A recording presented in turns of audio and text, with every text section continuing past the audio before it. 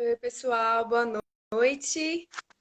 Estou aguardando aqui o Caio entrar na nossa live de hoje. Sejam muito bem-vindos. Boa noite para todo mundo. Boa noite, Caio, tudo bem? Olá, Isa, tudo bom? Tudo jóia, graças a Deus. Gente, tá dando para ouvir a gente direitinho? Deixem aí nos comentários pra gente se o áudio tá tranquilo. Caio, você tá dando para ouvir direitinho aqui, viu? Tá Tô, tranquilo. tá tudo certo, eu Tá aí também te também, ouço. né? Tudo certo. Bom, então, começando aí, né? Hoje a gente espera um pouquinho o pessoal entrar. Acho que vamos esperar só um Você, pouquinho, né? você que manda, Esperar só um pouquinho enquanto o pessoal tá entrando aí na live, gente. tá Só certo. contar para vocês que eu tô aqui com um convidado muito especial, né? É o psiquiatra e médico do sono, Caio, né? E a gente vai conversar hoje um pouquinho sobre nada mais, nada menos que o sono, né? Que eu acredito, assim, não sei você, Caio, mas eu tenho recebido muita reclamação dos meus pacientes, né? Muitas pessoas que eu converso, falando que nesse período de quarentena, nesse período de isolamento, nesse momento que a gente está vivendo, realmente as pessoas estão sentindo uma grande diferença, né? Estão tendo mais ansiedade, estão com mais dificuldade Sim, para dormir, né? Então eu estou sentindo muito isso. Antes eu já sentia muito isso, né? Uma sim, queixa muito frequente, mas hoje eu vejo que tá pior, né? Dá pra gente perceber pela experiência que tá pior.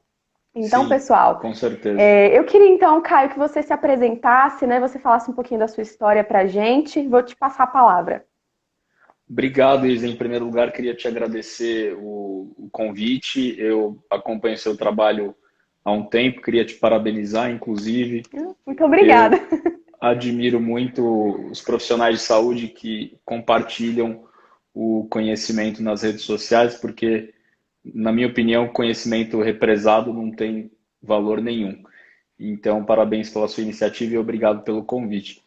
Muito Então, obrigada. Eu digo mesmo para vocês, é, com certeza. bom, meu nome é Caio, como a Isa já falou, eu sou médico de formação, eu fiz aqui na Faculdade de Medicina do ABC, em Santo André, na Grande São Paulo, e depois eu fiz minha residência médica em psiquiatria na Santa Casa de São Paulo e a residência médica em medicina do sono no Hospital das Clínicas da USP aqui de São Paulo. E você pediu para eu contar um pouco dessa história, né? Por que que um psiquiatra foi para a medicina do sono, o que não é tão comum, mas eu não sabia muito bem qual subespecialidade seguir. Dentro da psiquiatria, a gente tem a psiquiatria infantil, a psicogeriatria, a área de dependência química, a área de psicoterapia, e nenhuma dessas áreas me despertou muito interesse, mas ao mesmo tempo eu não queria parar, eu queria me especializar em alguma coisa, e uma professora minha na época sugeriu que eu fizesse medicina do sono, mas na época eu não tinha a menor ideia de que isso era uma residência médica, de que existiam médicos do sono. E fui pesquisar sobre o assunto, me apaixonei, me identifiquei com a matéria, com o conteúdo, é uma coisa que sempre me despertou muito interesse, muita curiosidade, e me encontrei nessa área de fato. Acabei esticando um pouquinho, virei preceptor depois, que é a pessoa que instrui os médicos residentes. Fiquei somente na parte de distúrbios respiratórios do sono, no laboratório do sono do Instituto do Coração, também aqui do Hospital das Clínicas da USP. E trabalho com isso, a parte assistencial. Basicamente, eu faço medicina do sono, tratando de pessoas que têm transtornos de sono, que são mais ou menos 100 doenças do sono catalogadas. E também trabalho muito com a noção, com os meus pacientes, a noção de prevenção, para o que uma pessoa precisa fazer para não desenvolver transtornos de sono e outras doenças crônicas. E é por isso que eu fui seguir e sigo nessa área da medicina. Eu acho que é importante, né, a gente falar aqui que, assim, eu acredito que poucas pessoas ouviram, né, como você falou, não é uma área muito comum. Eu acredito que poucas pessoas ouviram falar, né, que existe um médico que trata realmente do sono, né, e isso é uma coisa que a gente precisa trazer, né, para a atualidade. Isso é realmente muito É, importante. As pessoas deveriam saber que temos essa especialidade, né. Eu sim, acho muito é isso. relativamente recente, né? Como especialidade médica, ela tem mais ou menos aí 8, 10 anos.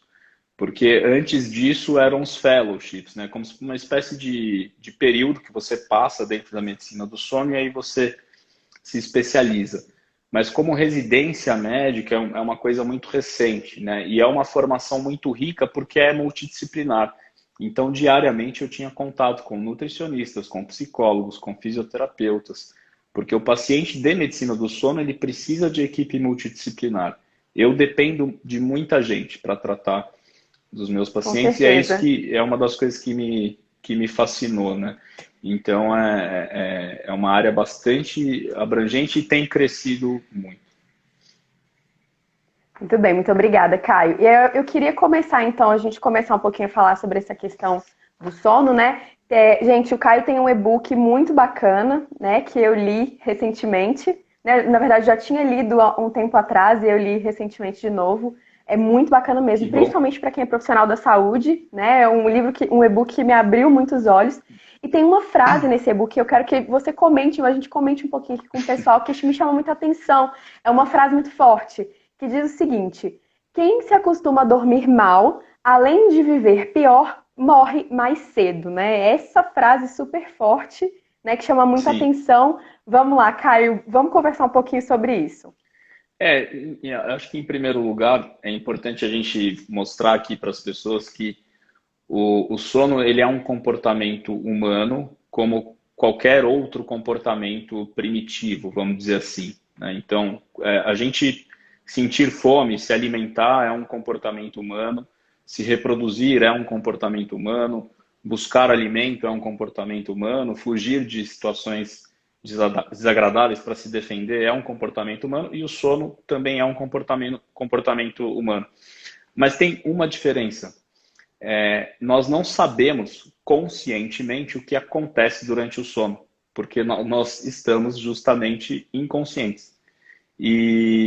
Só que ao longo dos anos, eu acho que é por isso um dos motivos que o sono demorou tanto tempo para ser estudado, de fato, né, como ciência. Mas o que a gente foi descobrindo ao longo dos anos, né, principalmente nos últimos 50 anos? Que o sono exerce algumas funções dentro do nosso corpo e todos, absolutamente todos os sistemas do corpo estão envolvidos com o sono, desde o sistema nervoso até a pele, tá? Então, Interessante. e começou a se questionar qual que é a função do sono, por que nós dormimos? E alguns experimentos muito loucos começaram a ser feitos. Se você digitar no Google Guinness Book, década de 80, privação de sono, na época o Guinness tinha uma seção lá, o tempo recorde que você ficava sem dormir. E algumas pessoas morreram tentando bater este recorde. Realmente mata, né? Pelo visto. A privação de sono total, ela mata.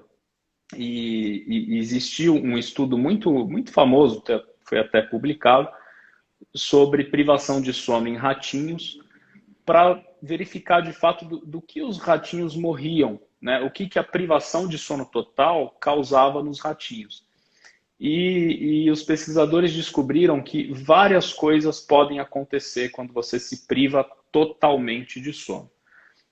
Em primeiro lugar, edema de pulmão, ou seja, água nos pulmões e aí você morre de insuficiência respiratória. Descamação da pele. A pele ela fica muito frágil, ela começa a literalmente se descolar dos tecidos que estão logo abaixo das camadas mais profundas da pele. Você perde essa barreira de proteção e você tem infecção, uma infecção generalizada.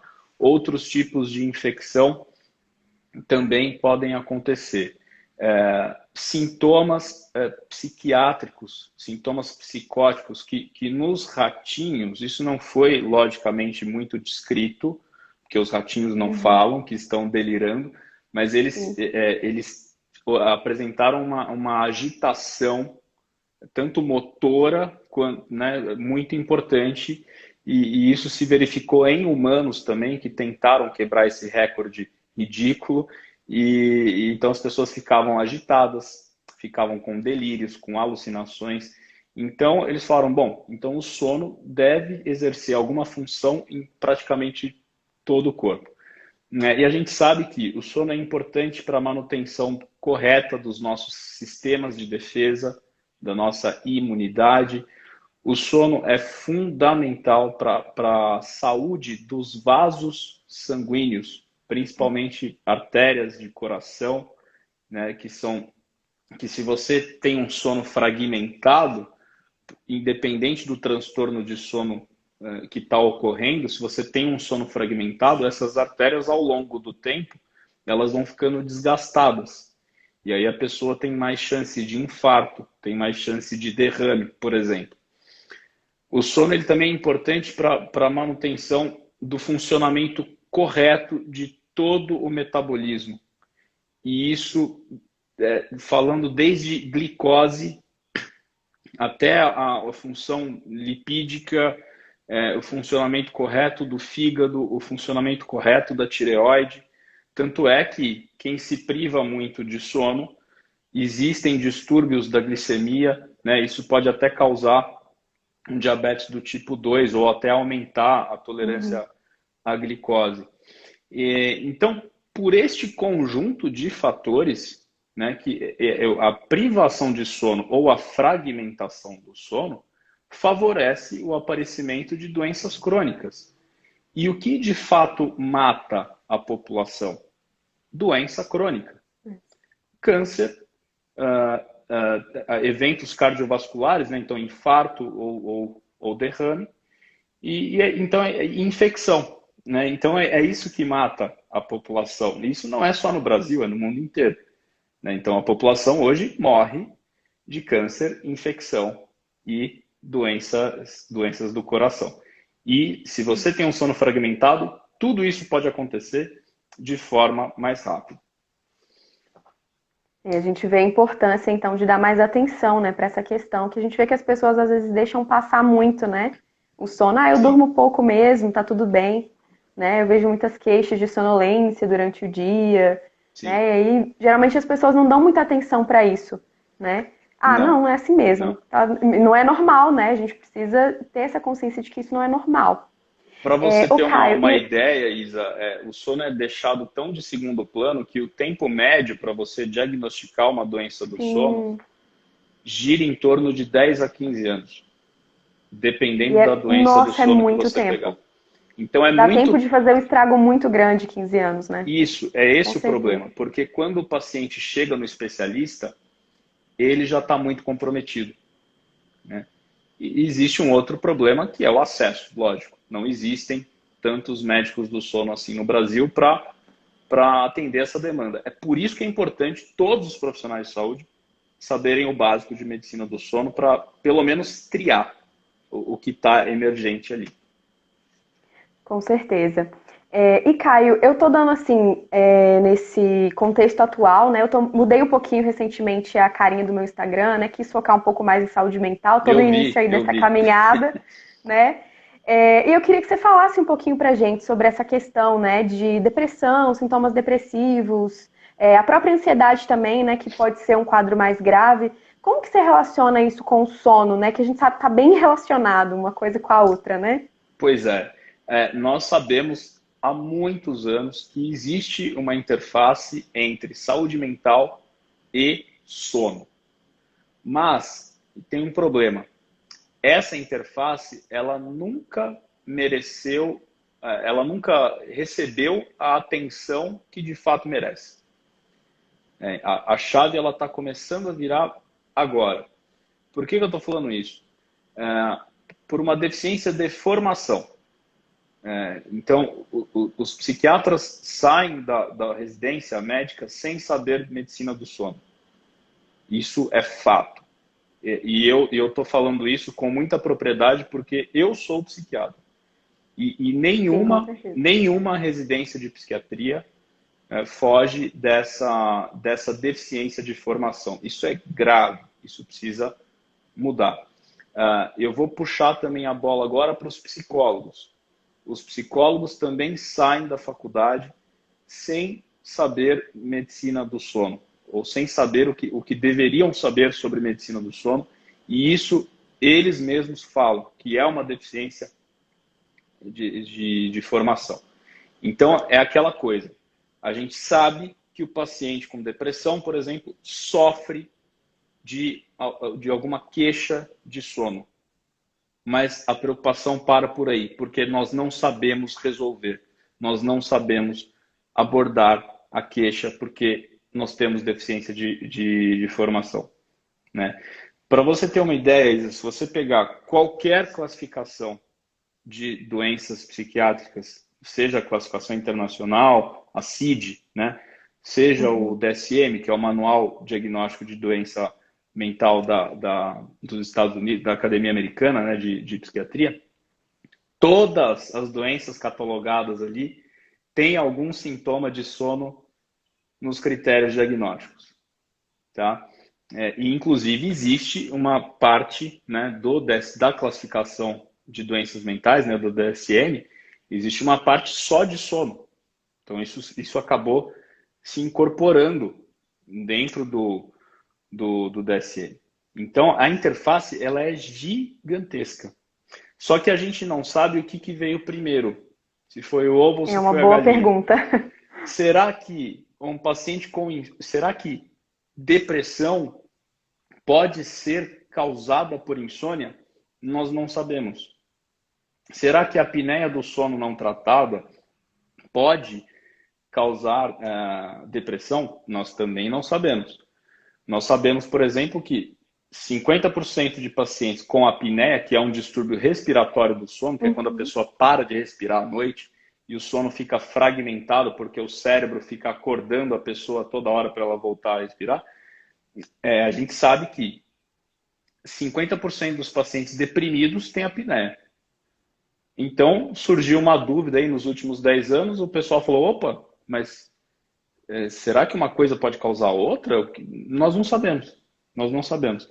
O que a gente sabe é o seguinte, o que a gente sabe hoje, que a gente tem que tratar as duas coisas de forma independente. Se você não tratar a apneia, a depressão vai piorar. Mas se você não tratar a depressão, a apneia também vai piorar. Então a gente tem que ver o paciente de uma forma mais holística, de uma forma mais global, né?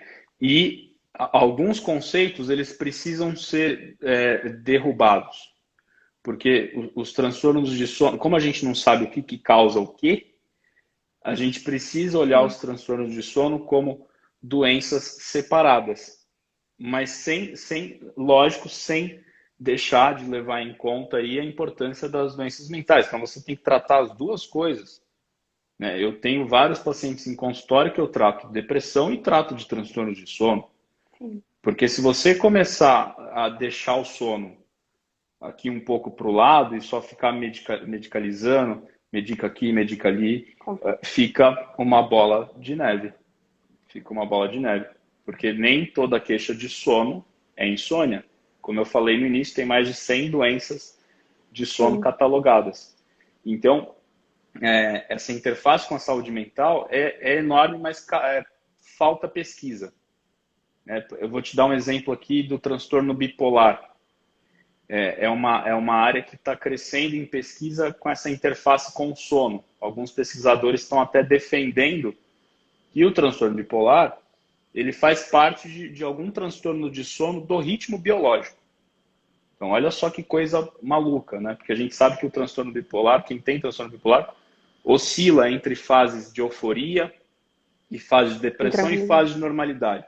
Eles ficam a maior parte da vida deprimidos, né? Mas nós sabemos que as alterações que ocorrem no paciente com transtorno bipolar são muito parecidas com alguma alteração circadiana, alguma alteração de ritmo biológico. Então, é uma área bastante promissora para pesquisa, mas ainda eu sinto que tem pouco interesse. A gente precisa olhar com mais cuidado.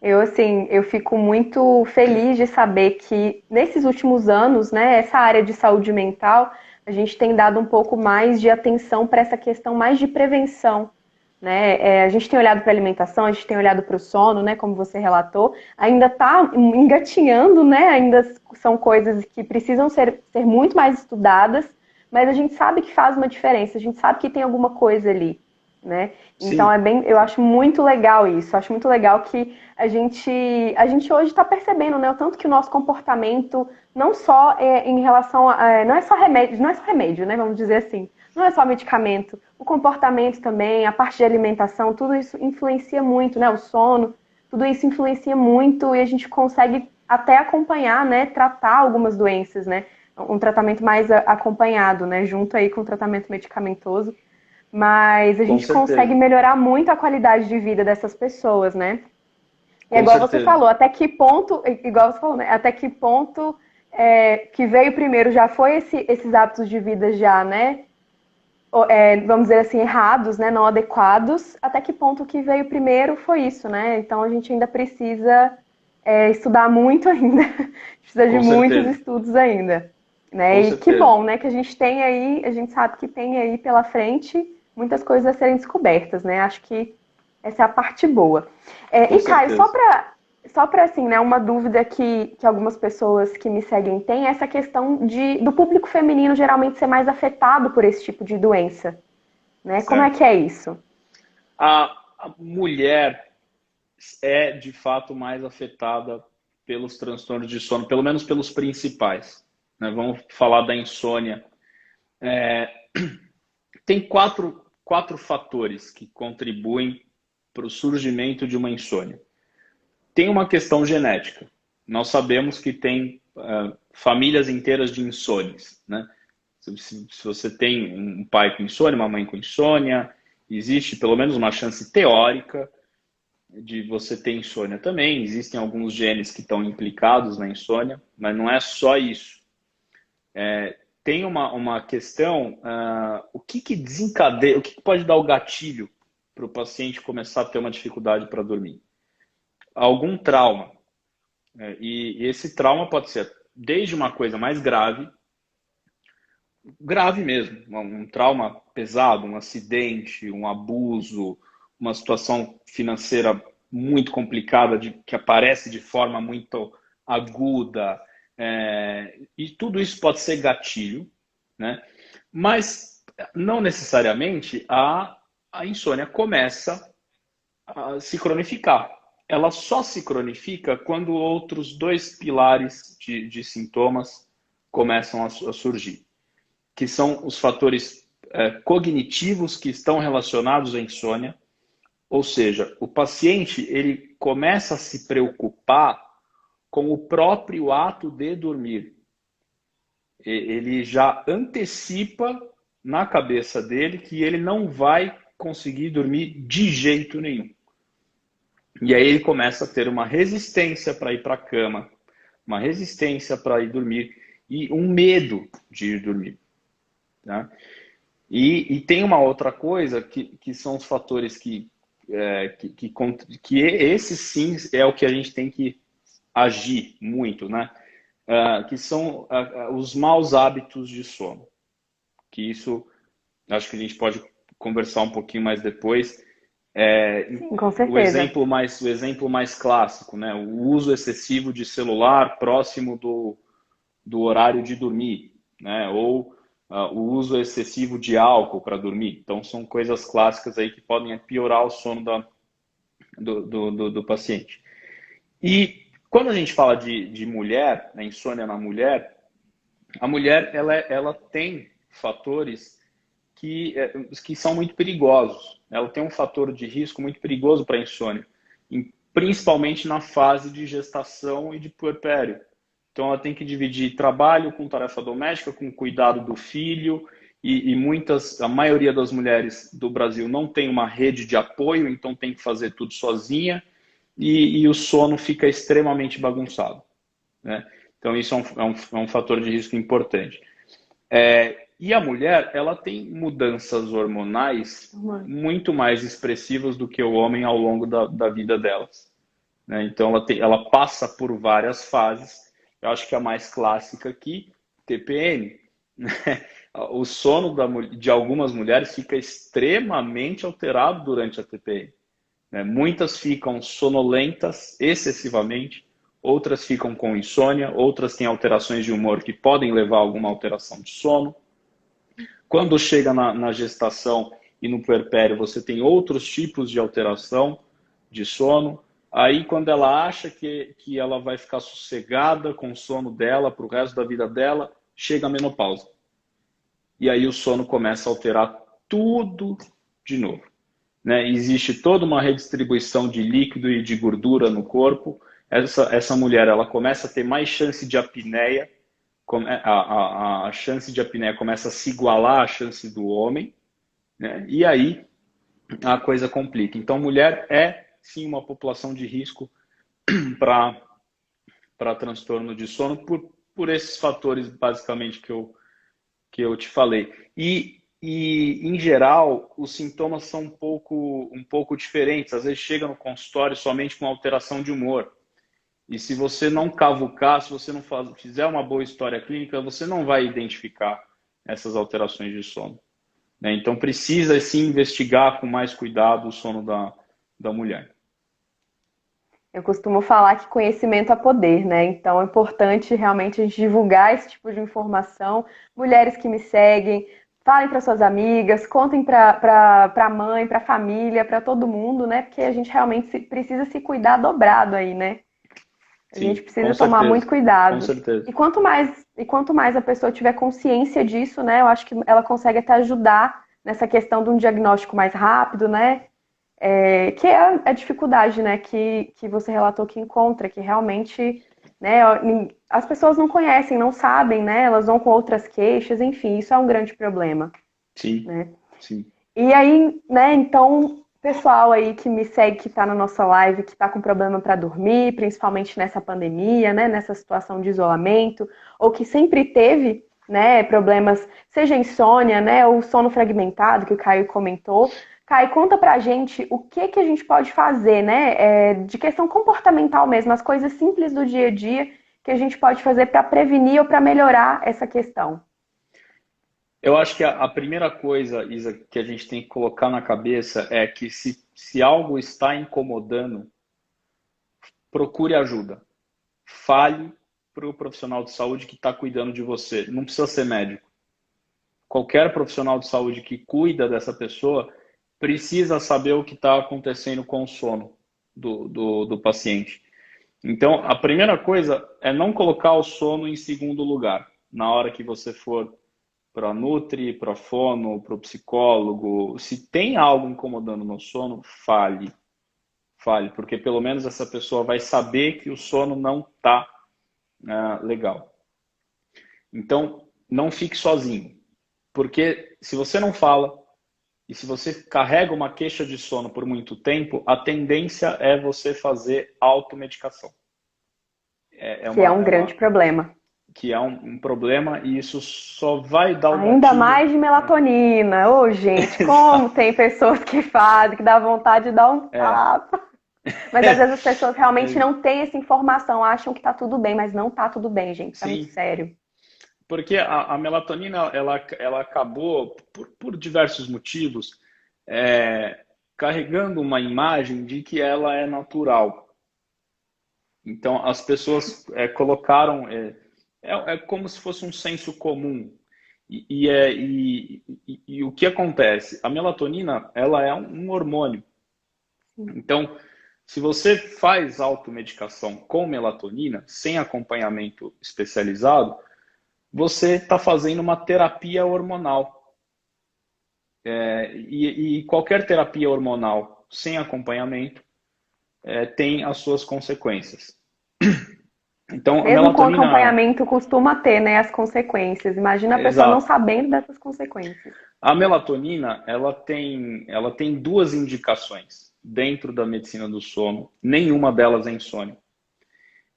A melatonina é um hormônio que o cérebro produz, uma glândula que fica no meio da nossa cabeça, que chama pineal, produz a melatonina quando existe ausência de luz. Então, chega ali entre 5 e meia, 6 horas da tarde, essa melatonina começa a ser produzida.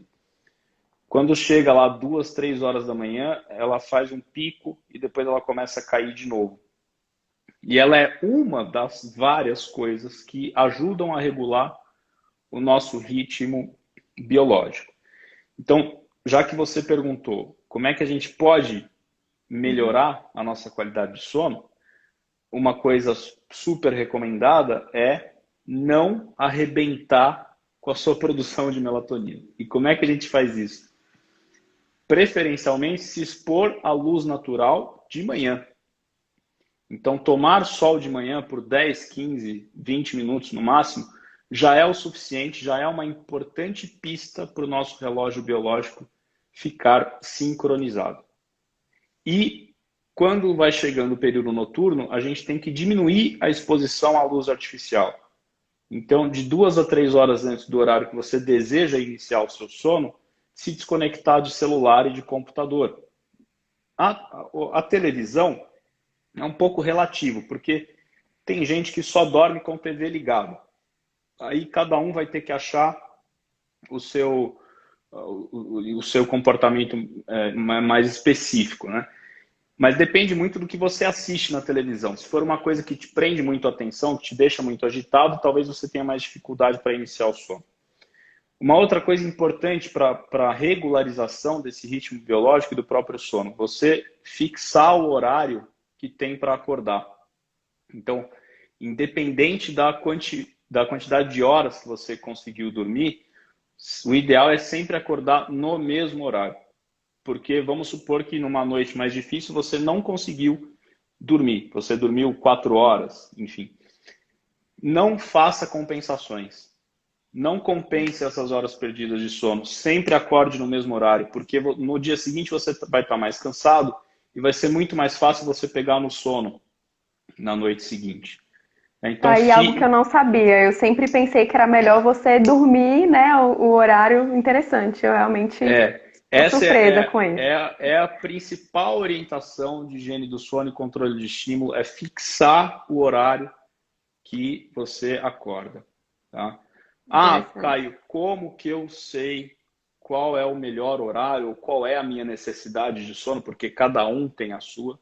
Tem assim. Uma experiência bacana é fazer um diário de sono, e como o próprio nome diz, você tem que preencher todos os dias quando acordar, ir para a cama somente quando está com sono e deixar sem o despertador e acordar de fato quando você abrir os olhos. E você vai anotando esses horários diariamente. O ideal é que isso seja feito nas férias, quando a gente não tem obrigações sociais de trabalho, de trânsito, de deslocamento, etc. Então, e aí você vai anotando, faz esse diário por 2 a 3 semanas e aí você vai ver uma média ali. Em média eu vou para a cama às 11h30, meia-noite, em média eu acordo às 7h30. E aí esse vai ser o seu horário, essa vai ser a sua necessidade de sono, mas tem que fixar o horário de Uhum. acordar. E essa rotina de sono, para quem está com dificuldade para dormir, o ideal é que ela se mantenha também nos dias de folga, porque senão a gente pode observar um fenômeno que a gente chama de jet lag social, que é essa diferença de rotina de sono entre dias de folga e dias que você não está de folga, que é o que acontece muito com a grande maioria das pessoas de domingo para segunda. Com A certeza. pessoa tem uma rotina de sono completamente diferente no final de semana, e aí na segunda-feira ela tá um trapo, porque tem esse jet lag social, né? E aí o relógio biológico demora para sincronizar de novo uns 2, 3 dias, né? E isso vai piorando com a idade.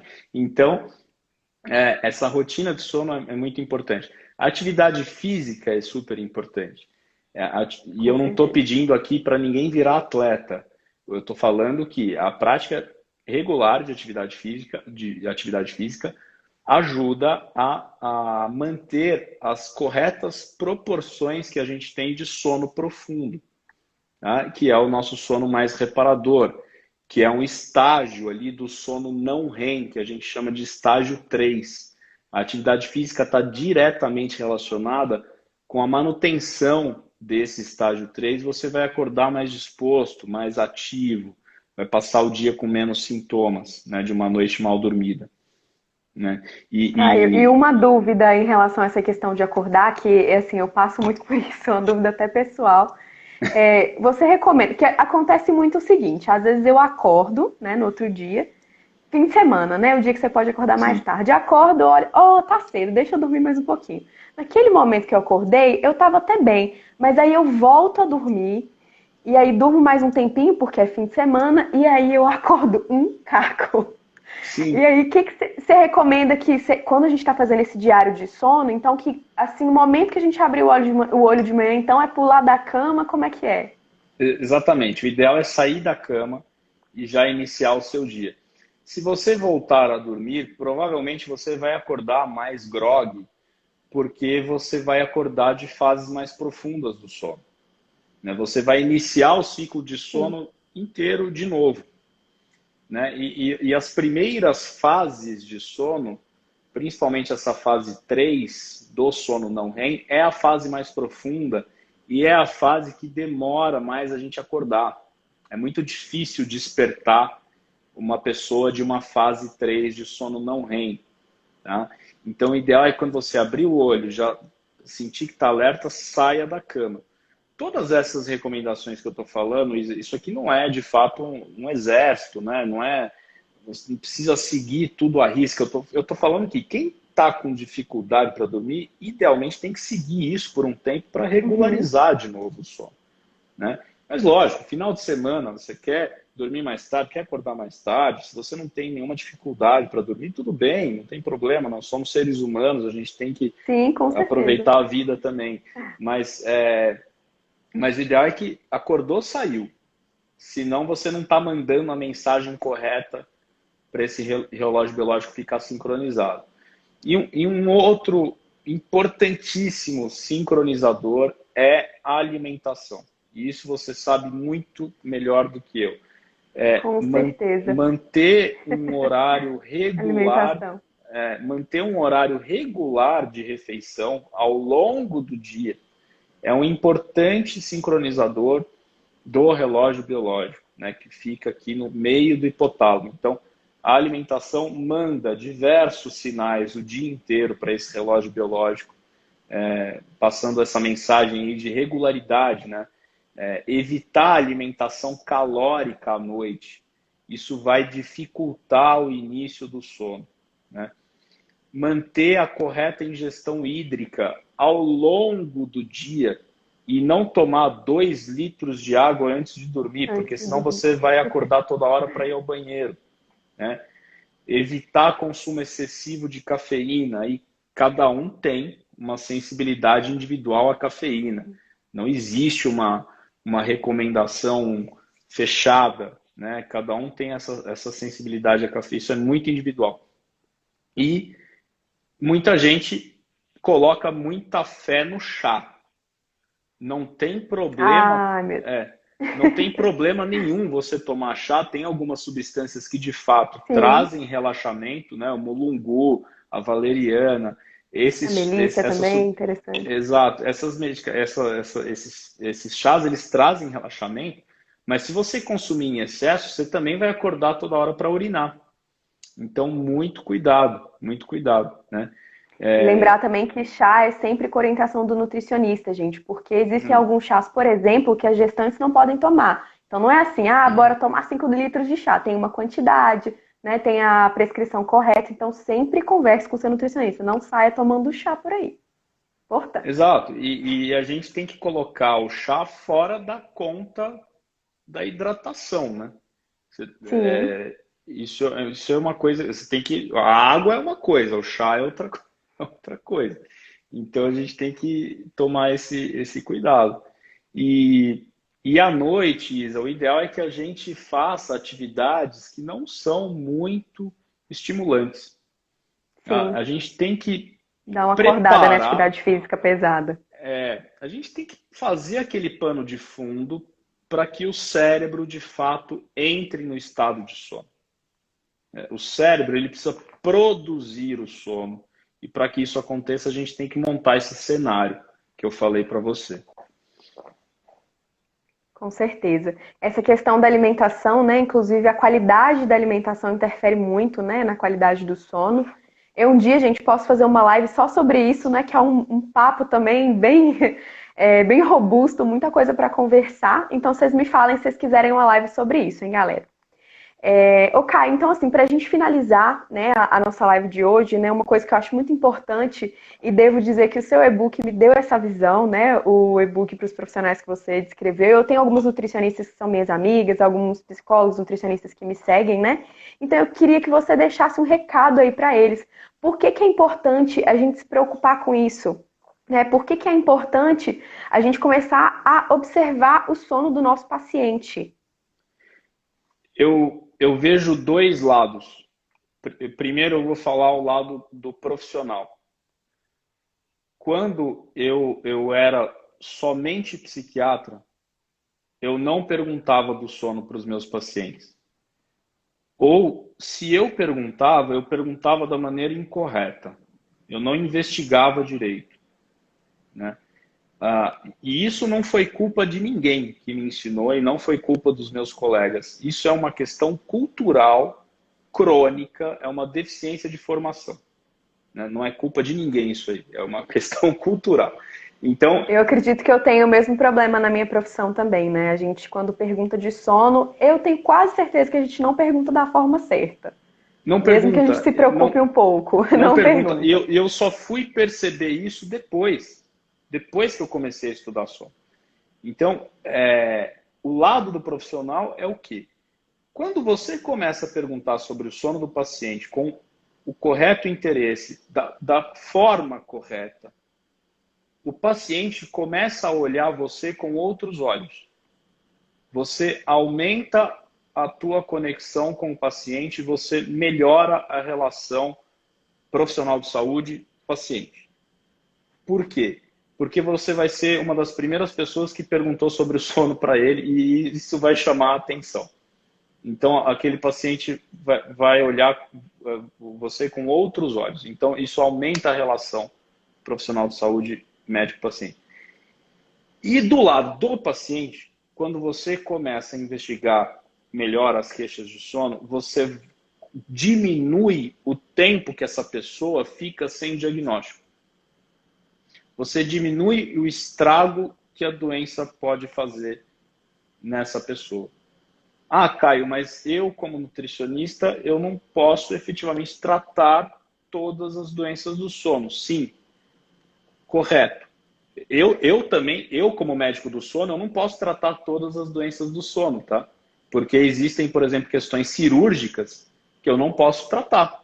E aí eu tenho que chamar o meu colega otorrino com especialidade em medicina do sono para resolver o problema. Entendi. Ou o meu colega neurologista para resolver o problema. Mas à medida em que você, pelo menos, faz uma hipótese de diagnóstico, você pode fazer os encaminhamentos corretos e você pode dar as primeiras orientações, principalmente de higiene do sono e de controle de estímulos que eu falei aqui. Então, eu vejo esses dois lados positivos. E eu acho que, por último, se você vê de fato que você se interessa por sono, existem especializações de medicina do sono para praticamente todos os profissionais de saúde. Isso é uma coisa que as pessoas não sabem. Existe o psicólogo com especialidade em medicina do sono, em psicologia do sono. Existe o fonoaudiólogo do sono. Existe o fisioterapeuta do sono. O nutricionista, ele pode fazer uma capacitação em medicina do sono. E existe um campo da área da saúde que se chama crononutrição. O nutricionista ele pode estudar a cronobiologia, que é estudar esse ritmo biológico e fazer essas associações com a nutrição. Isso é campo de estudo também. Então, a medicina do sono, ela tem lugar para todo mundo. Tem lugar para todo mundo e é um campo que tem pouca gente que sabe e isso é oportunidade profissional, é oportunidade de mercado. A gente não pode esquecer isso também. Muito legal, muito bacana mesmo. Gente, bom, a gente encerrou aqui as perguntas, né? Se alguém tiver alguma pergunta nos comentários, deixa eu ver se alguém comentou alguma coisa de pergunta. Ó, temos uma pergunta do Heitor. Oi, Heitor, tudo bem? Como saber quando eu tenho um problema com sono? Heitor, é o seguinte, eu vou definir para você aqui um conceito de como é que eu sei se meu sono é bom ou se meu sono é ruim. Eu acho que a sua Ótima pergunta pergunta. começa daí. Eu sei que o meu sono é bom, eu sei que o meu sono é reparador quando eu respeito a minha necessidade individual de sono, ou seja, aquela que a gente descobre ali nas férias, fazendo um diário de sono, sem pressão social de trabalho, de horário, de deslocamento, de trânsito, etc.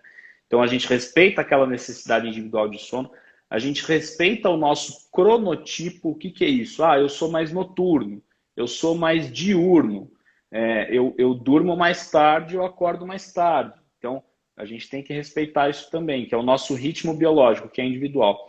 A gente respeita essas duas coisas, faz uma rotina de sono legal e a gente passa o dia sem sintomas de transtornos de sono, que são alterações de humor, principalmente ansiedade, irritabilidade, sintomas depressivos, as alterações cognitivas, né, de memória, de atenção, de concentração, alterações de apetite, sonolência diurna, cansaço, fadiga, tudo isso é sintoma de transtorno de sono.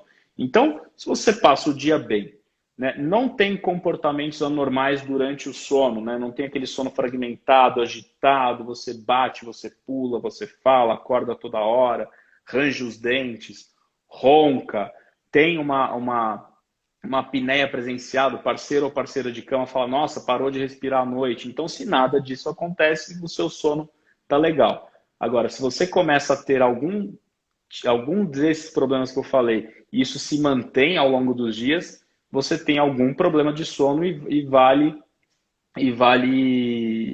uma investigação. Aí ele perguntou, né, sem nenhuma alteração Alteração de de humor. humor, Heitor, todo mundo tem alteração de humor ao longo do dia, mas a gente não pode analisar a alteração de humor de forma isolada, você tem que analisá-la num combo, né? Muitas pessoas chegam no consultório falando que são bipolares para mim, porque de manhã acordam felizes e à tarde estão mais tristes. Eu também sou assim alguns dias, porque você está cansado, você está estressado, o dia foi cansativo, então nós somos humanos, as alterações de humor acontecem. O problema é se elas ficam crônicas e se trazem prejuízos, né, na sua vida pessoal, profissional, enfim. Então a alteração de humor ela tem que ser analisada de uma forma mais global, né? E se o problema está te incomodando, procura ajuda. Então, muito obrigada pelas suas perguntas, foram muito boas. Gente, tem mais alguma pergunta? Eu dei uma olhadinha aqui para trás, não tinha, foi mais o do Heitor mesmo. Bom, não tendo nenhuma pergunta, eu quero te agradecer mais uma vez, Caio, pela participação. Foi muito bacana a live, muito mesmo. Inclusive, eu vou deixar a live, né, se você me permitir, deixar ela Claro, por fica à 24 vontade. horas no meu Instagram e vou falar para todo mundo assistir para fazer esse higiene do sono. Eu vou fazer, inclusive. Vou deixar de fazer minha atividade física à noite, que é uma coisa que eu faço, né? Vamos ver se melhora aí essa questão de sono. Vou compartilhando com o Não pessoal. tá proibido, viu? Pode fazer atividade física à noite, mas Não, mas eu sinto tem, que dá uma atrapalhada, né? Eu penso assim, não né? pode fazer tão tarde, né? Faz um pouco mais Pois cedo. é, eu geralmente faço bem tarde. E assim, a gente está em um período que, por mais que a gente fique um pouco mais ansioso, né? Um pouco mais assim, a gente tem mais tempo, né? A gente está com mais oportunidade, vamos dizer assim, de mexer na nossa rotina, de fazer esse tipo de coisa. Então, eu acho que é bacana a gente testar, né? Testar não dói se a gente consegue testar na rotina. Então, por que não testar, né? Eu realmente, quando eu fazia atividade física de manhã, eu sentia que eu dormia muito melhor. Mas também era outra rotina, né? Outros tempos, então a gente tem que ir testando mesmo. Então, não temos mais nenhuma pergunta. Eu vou encerrar a nossa live. Muito obrigada, Caio. Eu agradeço muito pela sua participação. Muito sucesso aí para nós nessa empreitada, né? De trazer um pouco mais dessa questão de saúde mental para o Instagram, que é uma coisa que eu vejo muito pouco, né? Inclusive, Sim, né? Eu acho que estamos precisando, né? Estão precisando de nós, vamos com dizer assim. certeza. Obrigado, Isa. Obrigado mais uma vez pelo convite. Parabéns e sucesso aí no seu trabalho. Eu digo mesmo, Caio, parabéns e muito sucesso. Vou encerrar aqui então, pessoal, e vou deixar a live por 24 horas disponível.